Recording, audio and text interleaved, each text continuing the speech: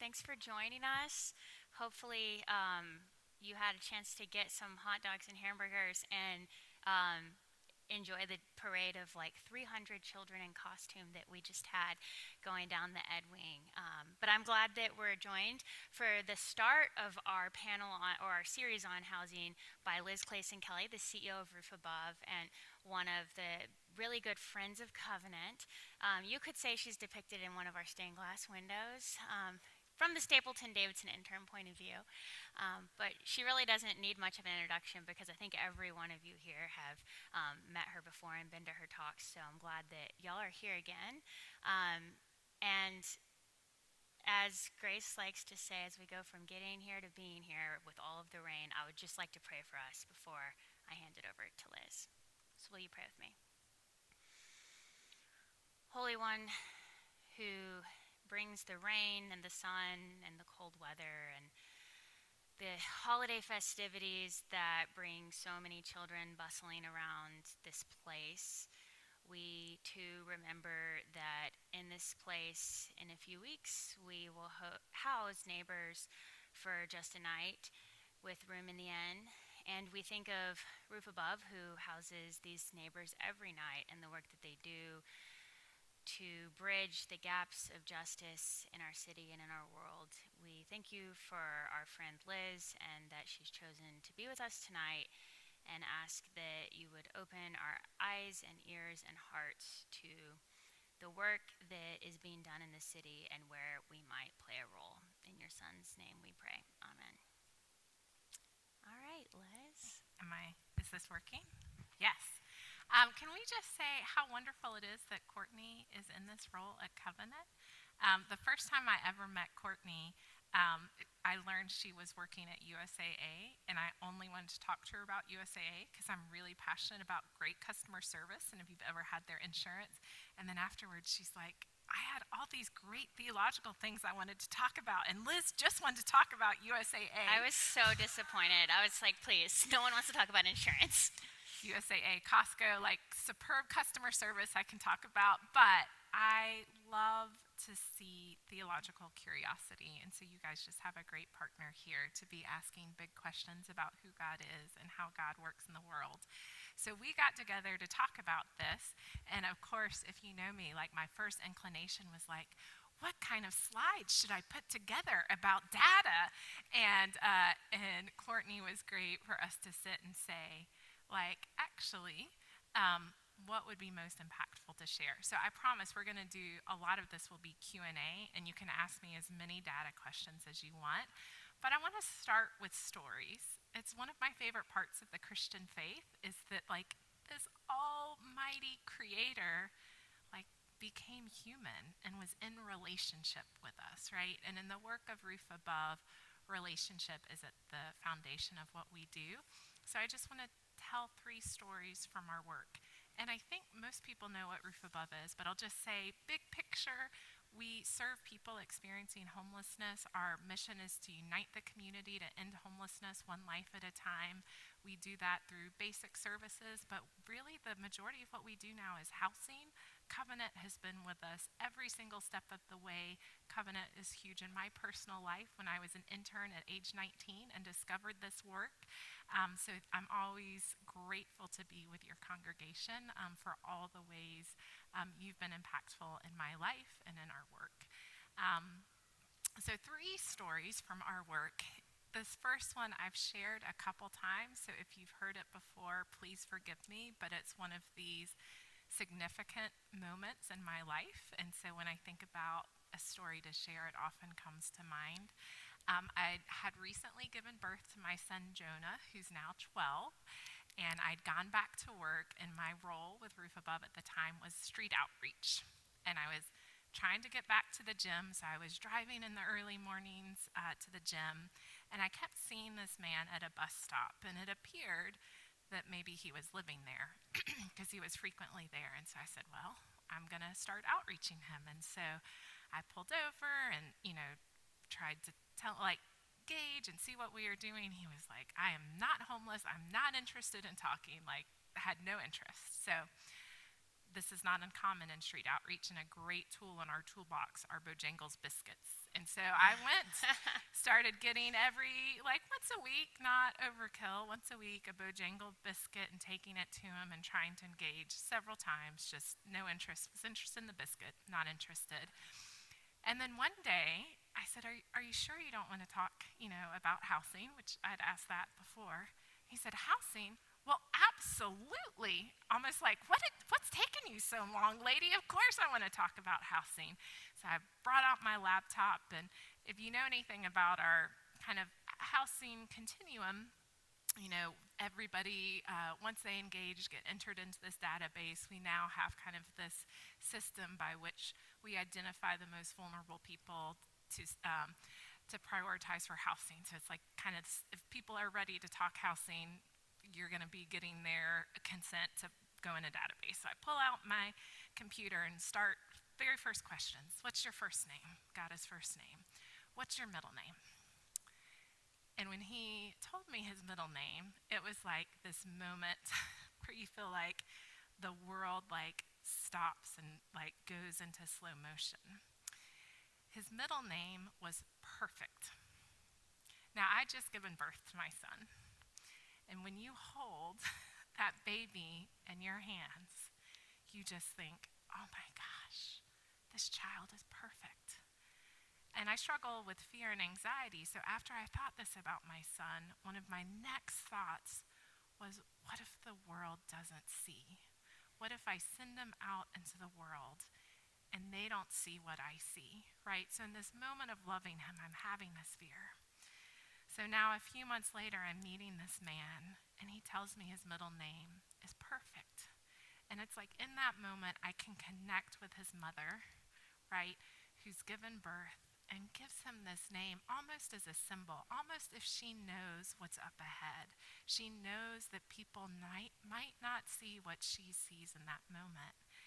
And so in this, I think what what I realized is prayer is not linear. Like in that moment, it was like his mother's prayers, probably 50 some years ago, right, all of a sudden were present on this bus bench off Clanton Road. And it just was that moment that, I mean, I knew this on one level, but I felt it, that every single person who walks through the doors of Roof Above was loved by someone. Someone has prayed over them, right? Like all that we're doing, we are having a chance to connect with these prayers that are out in the universe and over time. And so I say this to say, like so much of what we do is practical, like showers and laundry and shelter.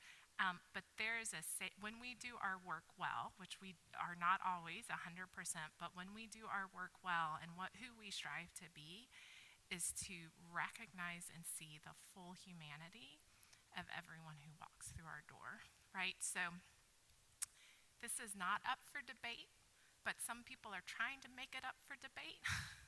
I'm not interested in that debate, but I just want to say every single person, if they are housed or if they are in a housing crisis, is fully human and is created in the image of God. So that's story one. Story two is also from street outreach days. Those were very impactful years.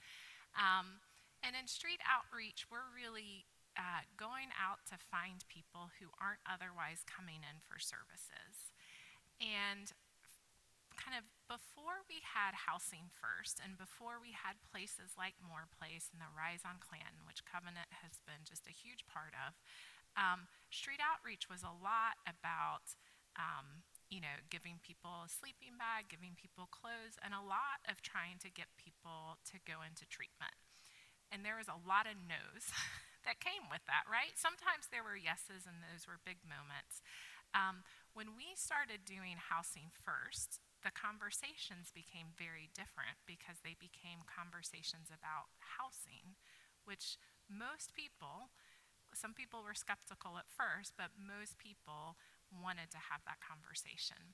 So someone had told me about a woman, we'll call her Emily.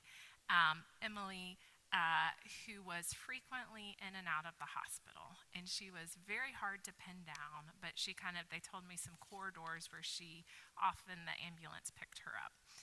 And so this is what you do in street outreach. Sometimes you get a clue and you're like, what can I do with it? So you're driving around. So I'm driving down Freedom Road and this woman is walking out of some fast food establishment and I have no idea how she does it. But she just starts she is walking at an angle that's getting deeper and deeper, and then she just eventually falls to the ground. But it was all in slow motion. It wasn't like a trip and fall. It was like you just watch someone slowly go down. And so I just happened to be driving up at that moment, and so I got to get out of my car and just sat down on this grassy median and met Emily. And sometimes in street outreach, people are very resistant, as you heard from Mr. Perfect's story. But in the case of Emily, she was just a delightful human being, very happy to have conversation. But she struggled with alcohol, and so part of her walking at an angle had to do with drinking. And so we had a good conversation, but also there was limits to the work that we could do together. But I at least got to find out where she hung out, so we started working together. And what I will say about Emily is she was someone who struggled with the disease of addiction such that her whole life centered around how she was going to drink. It was the moment when she woke up, she was thinking about how do I get a drink, and that was just the question that overwhelmed her life. Now, she was very excited about the possibility of housing, so we started working together, and I'll never forget, we went, you have to, we have very low barrier housing, but there's some things you need. You got to have a photo ID. You got to have your social security card. You're going to sign a lease, so you have to have these things. So she was not a very patient person, and so the process of waiting at DMV and waiting at Social Security, we had some very interesting moments, and we befriended a lot of people because we need to keep people engaged to keep her interested. But I'll never forget, we finished at the Social Security card office, and we were walking out, and she said, "It feels like a Sunday." And I was like, "Oh, like this was holy? Is that what you mean?" She said, "No, it's almost 12 o'clock and I haven't had a drink." And that was back when North Carolina had those laws that you couldn't buy alcohol before 12 o'clock. I was like, "Oh, that's your association with Sunday, right?" And so we were able to get her into housing. She was not in a place to stop drinking, right? And what that meant is that every day she was focused on how to drink. That meant sometimes she might have stolen alcohol from a store. There were many stores that she was not allowed to go to. That meant sometimes she allowed men to do things to her body that she didn't want in order to feed that addiction. That meant in order to have a place out of the rain, she was going into unsafe places, right? But mainly it meant that she rode in the ambulance and went to the ER all the time. Not once a month, a few times a year, but multiple times a week. Someone would see her passed out on the road, they'd call the ambulance, she'd go to the hospital, right? And so this was her cycle. When we embrace something called housing first, right, it's just what it sounds like, that we bring people to housing without, you don't have to get everything in order. You don't earn your way to housing. Housing is something that all human beings need. We were able to get her into housing through More Place. And it was not, sometimes we move people into housing and there are these phenomenal stories. I just heard a story today about a man who was with us. He's now a homeowner. It's only been 2 years and he went from homelessness to homeowner, right? There are these phenomenal stories of people. I got to move someone in. Right before he moved in, he was like, "I'm getting housing." It was housing first. He said, "Well, I'm ready to stop drinking now." Just the fact that he knew there was stability, he was the moment for him to embrace sobriety. But that is not everybody. In the case of Emily, she did not stop drinking fully. But what it meant was, and when we gave her the key, she called a man's name in particular who she would sometimes go to for shelter, but was not a nice man. And she said, I never have to see him again. This is my key, this is my door. I'm deciding who's in this space. And one of the things that happened was she reconnected with family, and she lived for many years with us. She passed away, and I got to have a conversation with her sister. And her sister, of course, knew her in these really hard years, but her sister knew her as a child. And so she just talked about what it meant to feel like we saw her fully, right? That we didn't see her just through her addiction, but saw what was delightful and wonderful behind that, and that we gave her stability, we gave her more safety, and provided that before she passed away.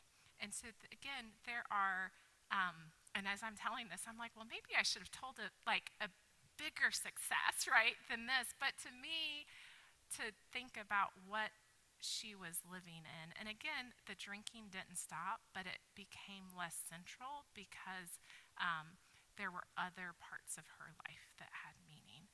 And so I say this just to say there's a lot of questions now about housing first. And sometimes what you'll hear people say is housing first doesn't work.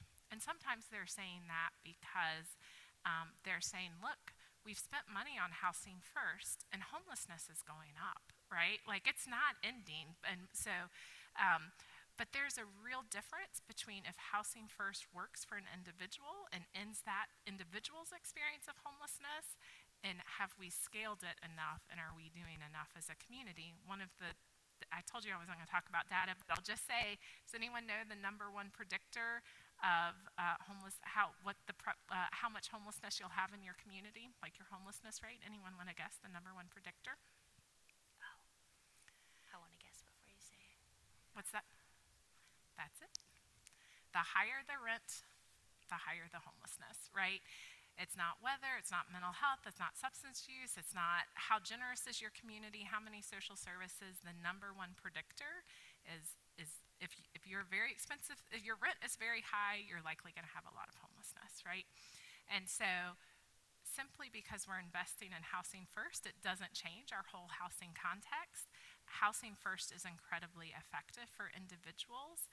And I just have seen this, that there are some individuals who struggle with either substance use or with mental health is so primary that people choose it over things like housing and safety. And so if we don't have low barrier housing options, there just will be people we're moving out of our system. So just to say, Emily was, I feel so gifted to see her delight and to see the transformation in her life, that again, it wasn't a Hallmark movie, but that she lived with dignity. She had her key in her door. So third story, and it's just a few stories. I have a rare blood disease, and sometimes I get to go talk about it. It's called hereditary angioedema. And a couple weeks ago, I went to give a talk to a group of pharmaceutical people who work for a pharmaceutical company who wanted to hear from a patient. And most people afterwards, I mentioned what I do, but most people afterwards were asking me all these things about my illness. And this woman said, I've hung around to the end because I want to tell you, like, that's very interesting about your HAE. Thanks for sharing. But I want to tell you, thank you for what you do, because 15 years ago, that was me. And I gotta tell you guys, that happens to me all the time because of my job, that I get the sacredness of people saying, that was me. I was talking with just this awesome volunteer, super passionate volunteer with us, comes a couple times a month, and we were talking, and she said, you know, several years ago, my boyfriend and I depended on this place for showers. We were sleeping in my car. Probably every other new hire orientation for staff, we do like these little introductions, and someone who's joining our staff will say, actually, I was once homeless, and that's what draws me to this work, right? So sometimes we say things like the homeless, or like, think that someone who's experiencing homelessness, that's their primary definition, or like that's going to be lifelong for them. I just cannot say loudly enough that homelessness is temporary. Doesn't define anyone. There are solutions. We solve it all the time. Last year, Covenant helped Roof Above move 551 people from homelessness to housing, right? And we're just one organization. And so, because we continue to see homelessness rise in this community, it can feel intractable. But I tell you, when you're on the ground floor and you get to see people moving from homelessness to housing, when you get to hear stories of people who you would look at and never guess in a million years that was part of their story, and they confide in you, you just remember it can be solved, and the people we serve are worth solving it for. So, those are just 3 stories from our work, and I'll turn it back to Courtney for some Q&A. Well, it's time for you guys to ask Liz questions, but while you're thinking of your questions, I'll get the first one out there. And you did talk about Housing First, which we know is very jeopardized right now. Are there any updates on the grant announcement Yeah. that was coming out and how that Yeah. impacts you guys?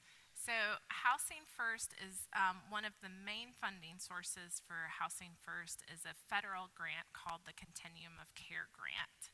And there was an executive order which indicated, kind of directed HUD to not fund Housing First. It did have this like, not fund Housing First, that is ineffective. And I thought, well, we're really effective, so maybe we'll get to make that argument. I've got our data ready to make that argument, but I'm not sure that's what they were going after in the executive order. But that there will be a grant competition for the continuum of care that will probably come out a couple weeks. What we're told is a couple weeks after the federal government reopens is what we're hearing. And we are anticipating that will likely end funding for Housing First programs, and it just will overall limit funding for housing. So that grant for Mecklenburg County is, I think, like 8 million, and 90% of that goes towards housing. And what we're hearing is that the federal government might limit that to 30%. And so Roof Above is bracing for what we anticipate will be like we get about $850,000 from this grant, really for housing and Housing First programs. So we are bracing for that, but there is not necessarily any news on that. But to say that's, and again, we're just one organization, so there are several organizations in town that will be impacted. So knowing that Housing First is a successful model and one that is jeopardized, just to equip us in these kind of conversations with family members and community, how do you respond to the way that Housing First as a model focuses on the dignity of people first, and how do you respond to someone who is concerned about the way that it might enable some of those behaviors that you were talking about? Yes. There's some conversations. I think there's some interesting and valid critiques of Housing First, or at least ones to grapple with. Housing First is a more expensive intervention, right? Because it's really designed to serve very vulnerable people, and it has intensive supports. The notion is it's not housing only, it's housing first, and then you surround people with supports. I call it like the Cadillac model of subsidized housing, right? And some people need that to be stably housed, right? But we want to be thoughtful.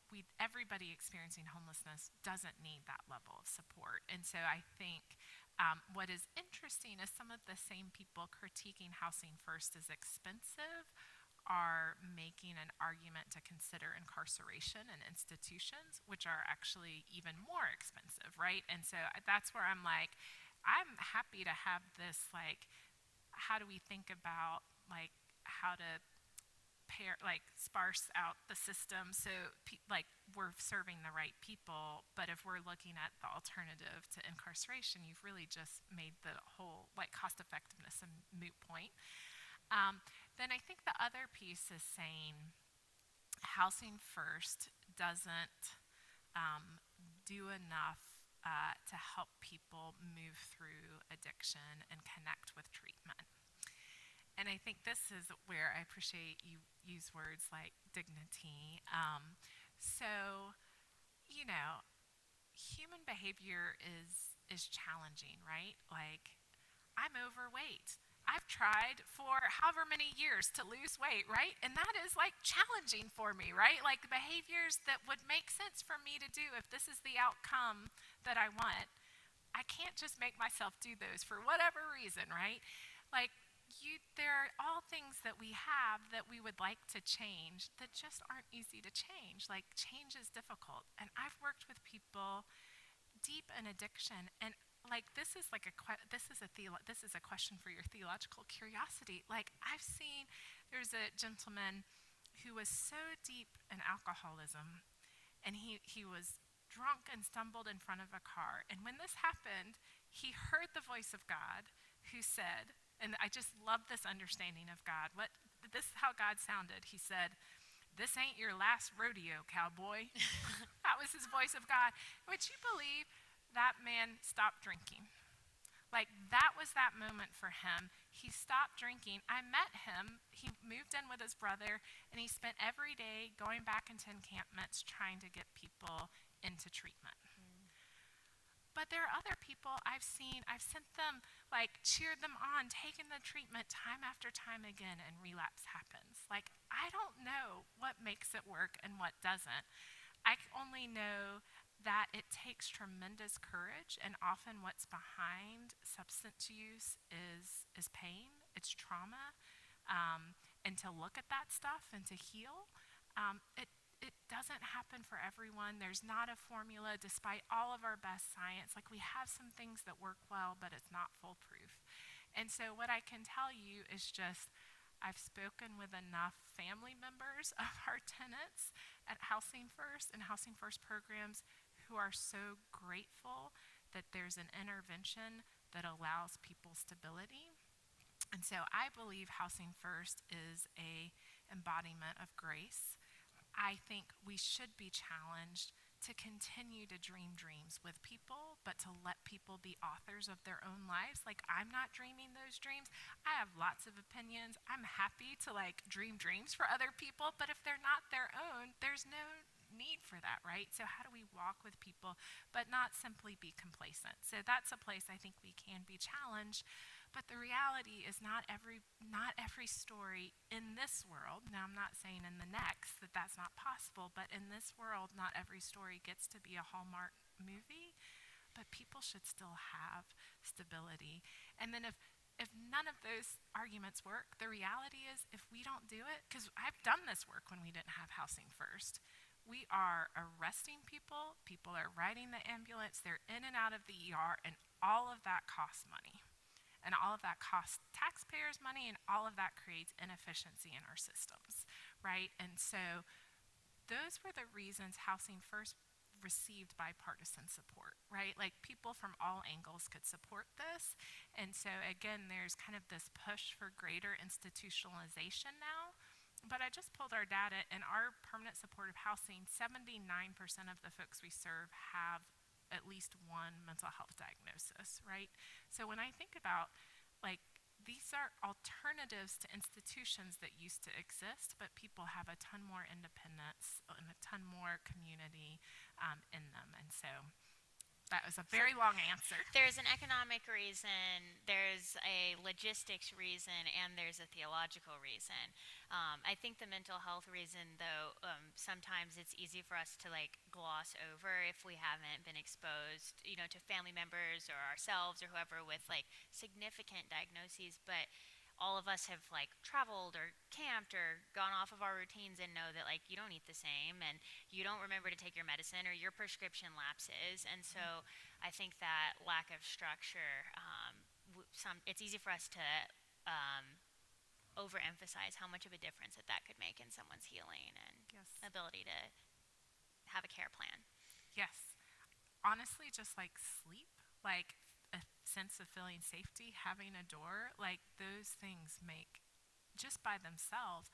When we were in the pandemic, and if you guys remember the very large encampment, and the large encampment closed down and folks moved to a motel, but there were some people we served that, like, just 2 weeks of good sleep and like some, stability, you'd be amazed at the impact that made on someone's health. Yeah, now you can get to work. And then I mean, I think ironically, when we're trying to get innkeepers for overnight, Lynn, and we always talk about how it's so hard for people to spend the night when they're working or they're not retired.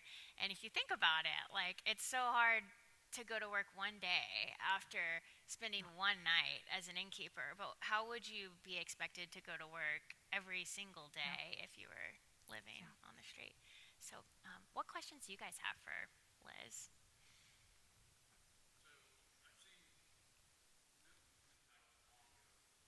Yeah.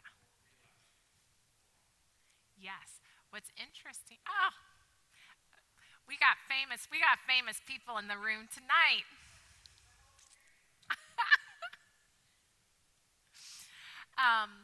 So it's interesting because people have stopped doing research on housing first. There's so much research, like when it first started, because they were trying to prove the concept.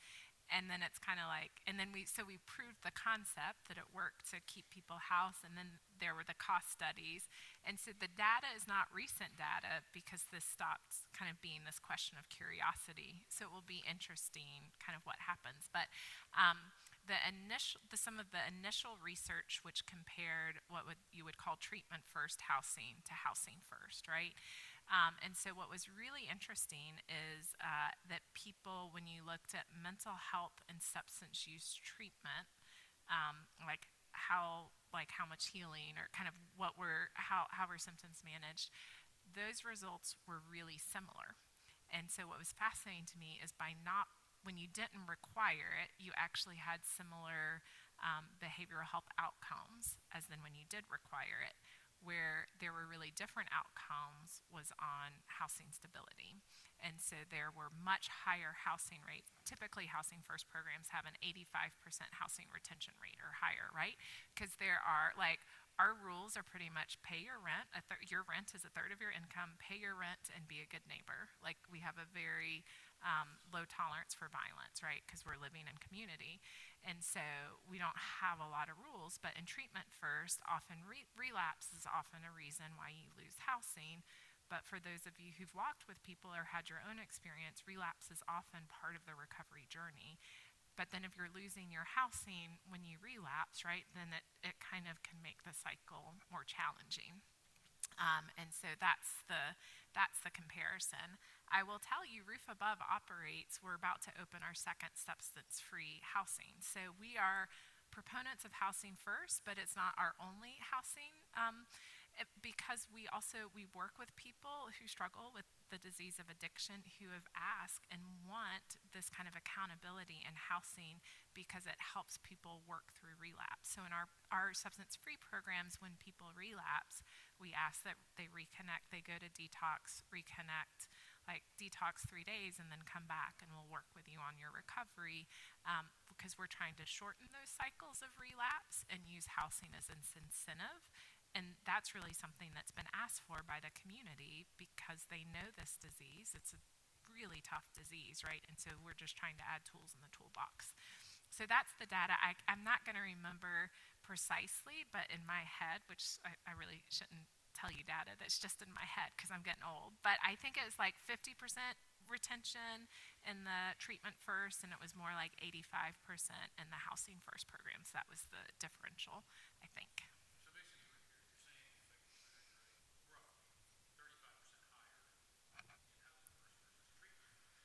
This is based on one of the like initial big research studies. Yes.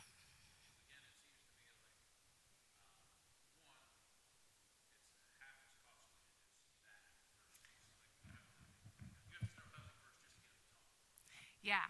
So that's actually so Housing First was really designed for folks struggling with persistent long-term homelessness and for people with at least one disabling condition, right? And so again, in the 60s in this country, we had institutions where many people were kept. There was a movement to close them for very good reason. There's a ton of mistreatment. We had great progress in psychiatric drugs.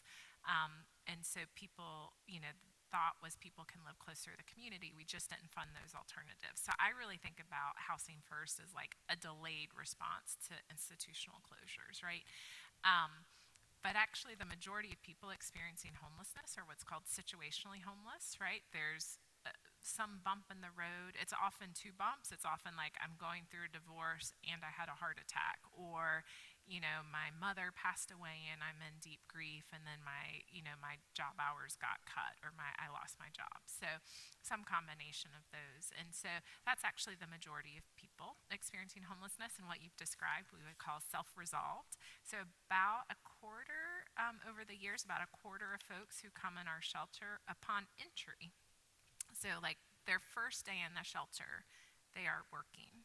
It's just that the jobs that they have aren't enough to afford the housing in this community. And so that has been interesting. So that's still a significant part of the shelter. The other part we see is we're seeing more and more seniors. Actually, we're going to have a moving showing later this month called No Place to Grow Old, and it's all about the aging of homelessness and how seniors that we just don't have enough subsidized housing, and often people's income is not enough to afford housing.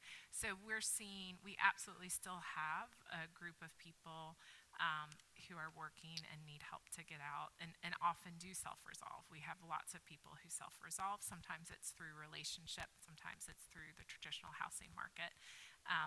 But we're also seeing people who don't need Housing First. They just have a check that's $1,100 a month, and 15 years ago in this city, that was enough. Like, you could figure something out, but that is not, that's not, you can't figure that out, right? If you don't have family, you can't, even with a roommate, you can't figure out, $1,000 or $1,100 a month.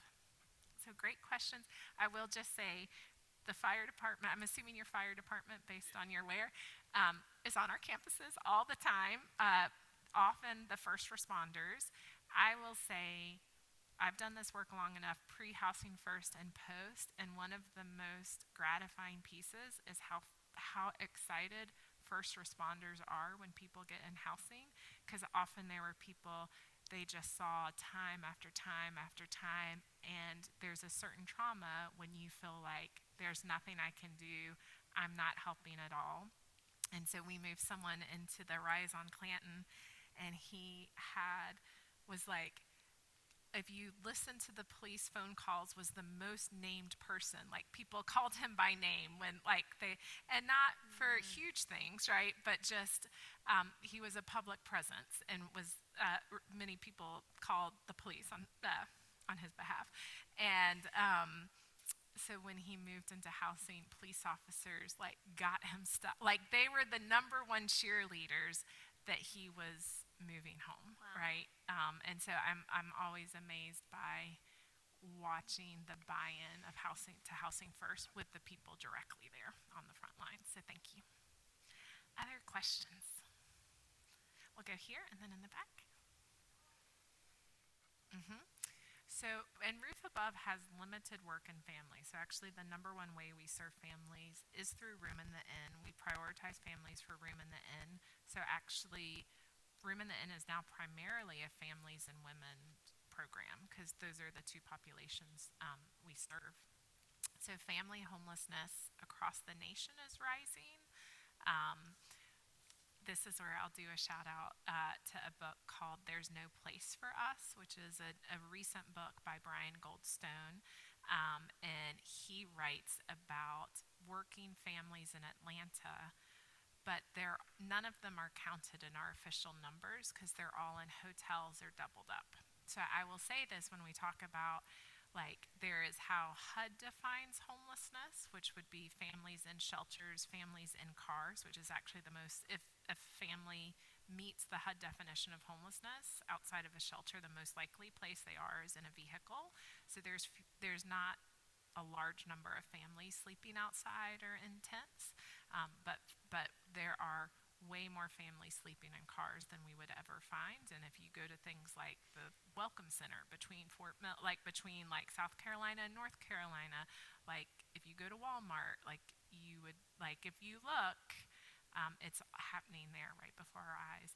All of that is a drop in the bucket to hotel, which is actually like a very expensive form of homelessness. It's like you're paying, $1,000 a week to like figuring it out to keep a shelter over your kid's head, and then really common is doubled up. And so that doesn't get counted as homelessness if you're staying on the couch of friends and family. And often, like, that's far more common with families because people have compassion when there's kids present. They're more likely to take folks in than in the case of single men. But you could lose your housing like that.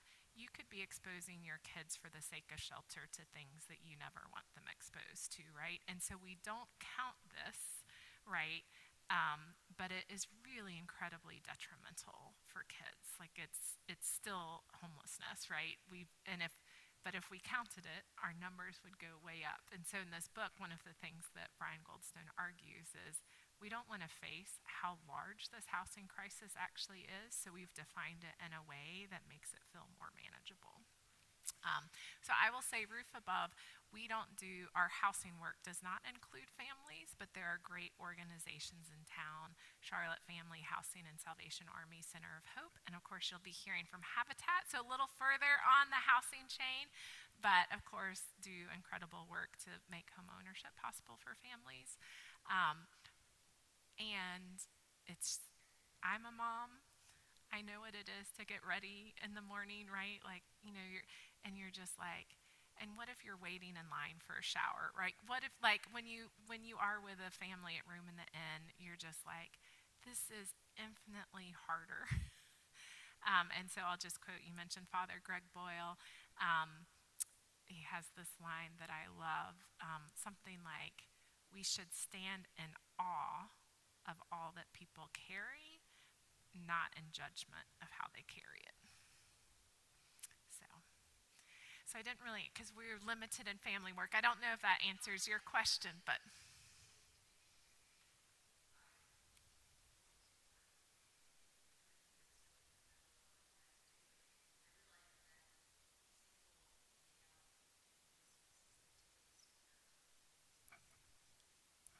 yes, it's the largest. Like if we're talking about the homelessness that's counted, it's the largest. Like single men are the largest group, and again, a lot of that is so much of homelessness is happening in people's homes, right? It's doubled up, right? It's people taking people in.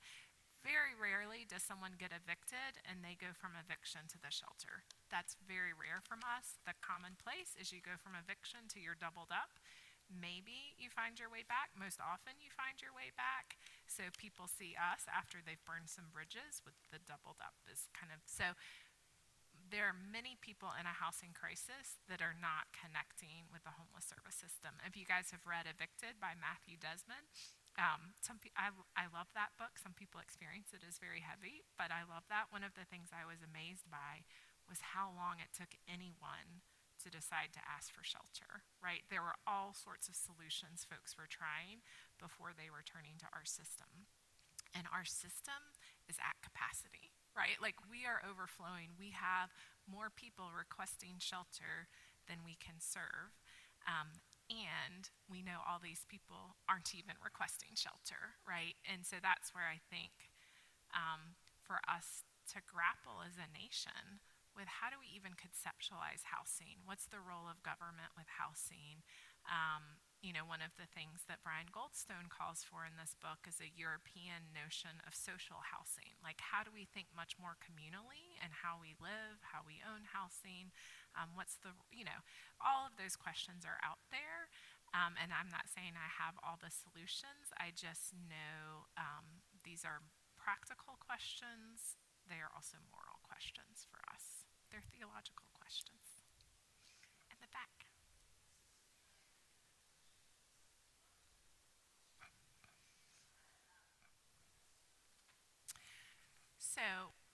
we'll see, because as we know, Congress hasn't passed a budget. But if you look at what the House and Senate budgets that were passed, we anticipate the amount of money that will be awarded will remain flat, which is overall good news. I will say anytime housing money remains flat, it's really a cut because a lot of it pays for rent and rent goes up every year. But this is overall good news, right? So, I've been tracking and um, it's like, oh, that feels really like good news. But it appears they are going to limit how much of that can go towards housing. So this grant, again, 90% of this grant in Mecklenburg County goes to housing. So if not housing, then the question is, what will they fund? I have my fingers crossed they might fund emergency shelter. If they did that, that would be huge for Roof Above, because right now it's actually private philanthropy. We have other funding sources for shelter, but private philanthropy actually funds the majority of our shelter operations. So if the federal government wanted to start investing more in shelters, well, that would be helpful. And because they seem very focused on ending unsheltered homelessness that's visible in communities, there might be a reason to have hope that they'll fund shelter. It appears they're very interested in transitional housing. And so I think there's some good tools and good possibilities there. Again, when we talk about folks who are situationally homeless, transitional housing can be a really good option. There could be people who find a lot of progress in that. So they're not going to count transitional in that 30%.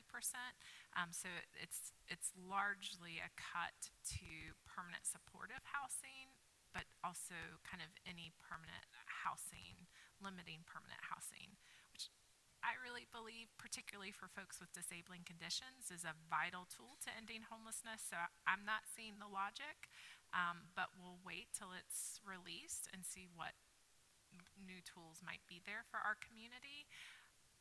I know for Roof Above, again, we have we believe in multiple exit ramps, but housing first is something we deeply believe in. So there might be a need from this community to say locally, do we want to either through, local taxpayer dollars or local philanthropy really stand behind housing first if the federal government is choosing to not fund that?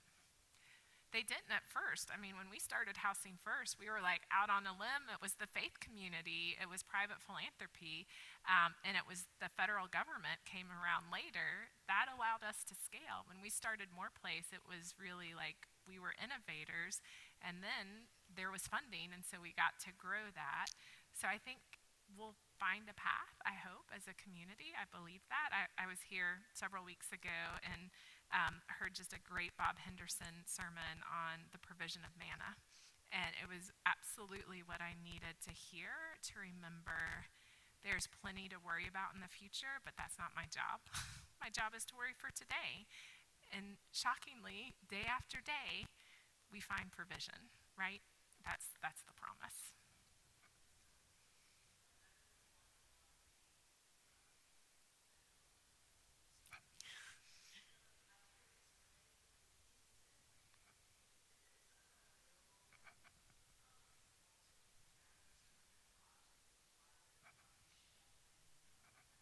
Yeah, I will share it with Courtney when it Great. comes out.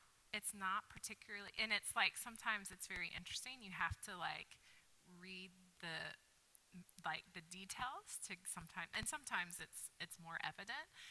But I think some of the messaging has been really around this frustration that homelessness has not gotten better. Right? We're investing in these things, and yet if you walk through uptown communities, downtown, most cities call it downtown, um, you see all of these people. And guys, this year we had the point in time count. It was so cold. I was leading a group. The first person we came upon was deceased. That's never happened to me in a point in time count before. Um, I don't know if it was weather related. I would be shocked if it wasn't. I mean, it was like 14 degrees, so it was so cold. We had no turn away at the shelter, so we had more than 100 extra people at the shelter. We had a large room in the inn, and we found 444 people unsheltered this one night in January. When we were having 100 extra people in the shelter, right? And so it's a fair critique to say what we've been doing has not been reducing homelessness, right, as a whole in this country, right? But I would argue, and I just got to hear last night the author of Homelessness is a Housing Problem. He said the issue is scale, right? So this federal government invested deeply in ending veterans homelessness. In a decade, we reduced veterans homelessness. While other homelessness has been rising, we've reduced veterans homelessness by 55%, right? We invested in it, we scaled solutions, and they worked, right?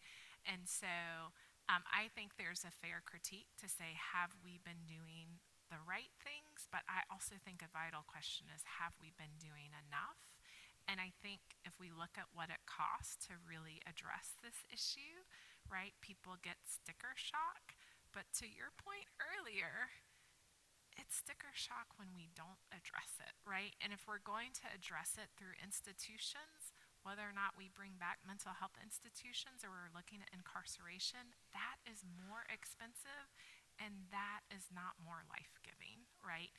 We have found solutions that work if we can figure out how to scale them.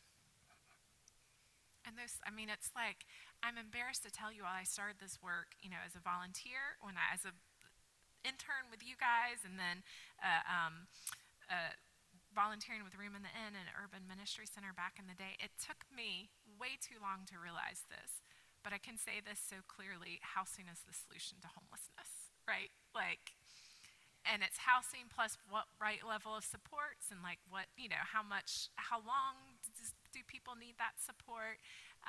But that is, homelessness is a housing crisis, and the solutions need to draw the line quickly to housing. I think we have time for one more question. Go ahead, Loretta.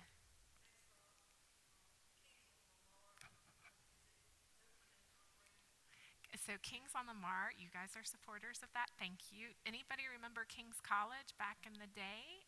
So we got to buy the dormitories of King's College.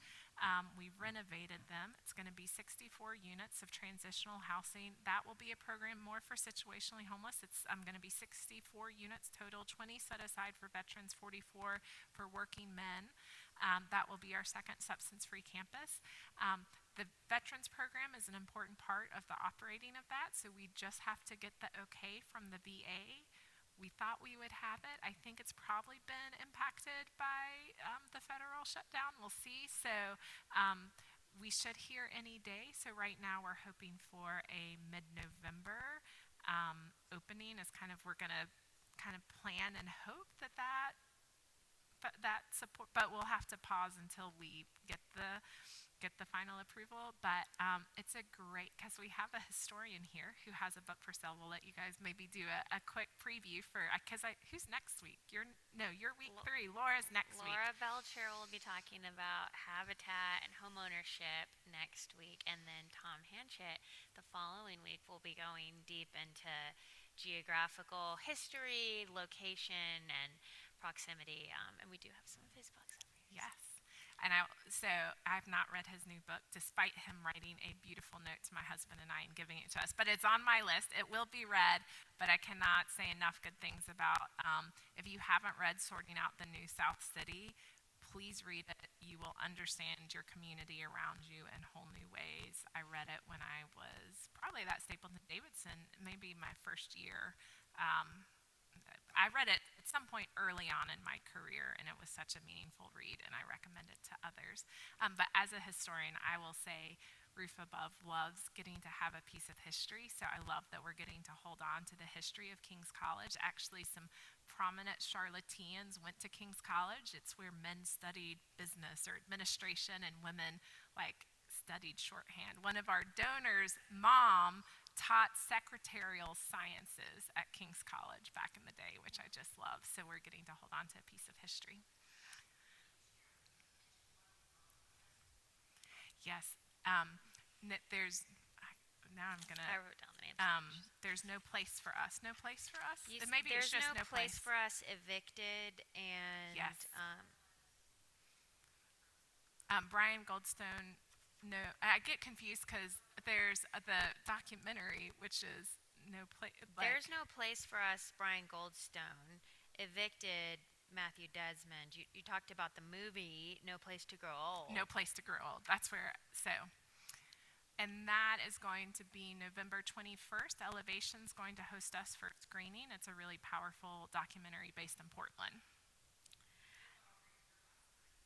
Oh, how thank you. I'm just dropping all sorts of homework for you So guys. well read. Homeless I used to read before I gave birth, and like then I was in a lot of children's books, and now I'm in a lot of young adult fiction that we read together.